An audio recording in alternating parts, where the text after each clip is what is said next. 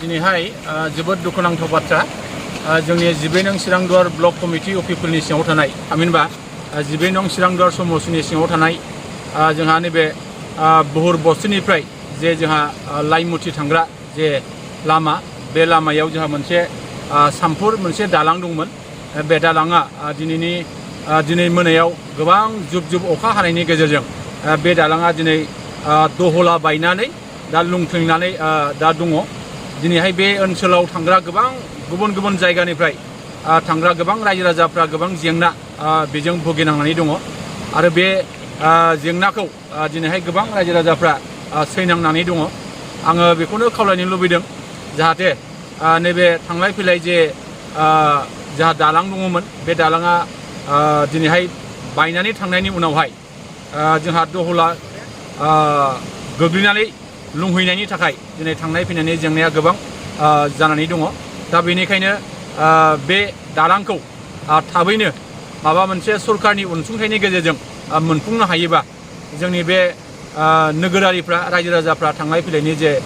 सुबिदा बेखौ मोननो हागोन आं बेखौ मिजिं खालामदों दा जोंहा बे लाइमुथि ओनसोलनिफ्राय दिनै 30थासो गामि बे गामिनि रायजो राजाफ्रा दिनै रुनिखाथा दिनैहाय खुंग्रिं आरो जोंहा गुबुन गुबुन जायगायाव दिनै थांनो गोनां जायो आरो बे ओनसोलनि जोंहा उन्दै उन्दै फंबाय बिनानावमोन बिथांमोनहा बे जायगानिफ्राय गुबुन जायगायाव थामहिनबा जोंहा खुंग्रिङाव रुनिखाथायाव आरो गुबुन गुबुन जोंहा जायगाफ्राव फरायहैनाय फरायसा फरायसुलि दङ दा बिथांमोनहा थांनाय फैनायाव गोबां जेंना जानानै दङ आङो बिटिआर खुंथाय सरकारखौ बेखौनो खावलायनो लुबैदों जाहाथे बे जेंनाखौ थाबैनो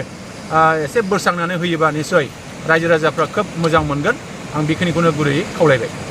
जोंनि बे लाइमुथि ओनसोलाव थानाय जिनाखि बे सामफुर दालां जिनाखि दङ दिनै बे गोबां अखानि गेजेरजों गोबां बेबायदिनो दै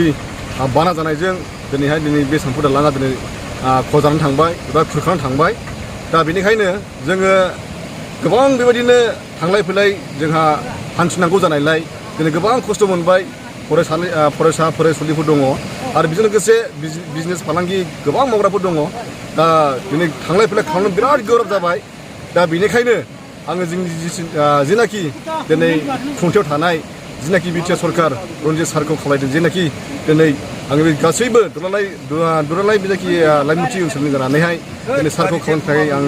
खावलायहरबाय जे अननानै गोख्रैनो जे बे दालांनि सायाव रन्जित सारखौहाय खावलायदों अननानै बेबायदिनो थाबैनो अननानैहाय बानायनानै होयो बे दालांखौहाय आरो बेजों लोगोसे खालामनो सानबाय दिनै जोंनि जिनाखि गोबां लोमजाना साजानाय थायो न'खरफ्राव फिसा फिसौ थांलाय फैलाय हान्थिनांगौ गारि मटर दिनै दालाङा बानायनानै थांबाय दा गोबां दुखु खस्थ' खालामदों पाब्लिकफ्राबो अननानैहाय बे सारनिसिम एसे रिपर्टफोरखौ हरदो होननायलाय दिनै सार रन्जितनिसिम बेखौ खावलायहरबाय बयनिबो जानानैहाय दा आं बेखौनो बुंनानै दोनथ'नाय जाबाय।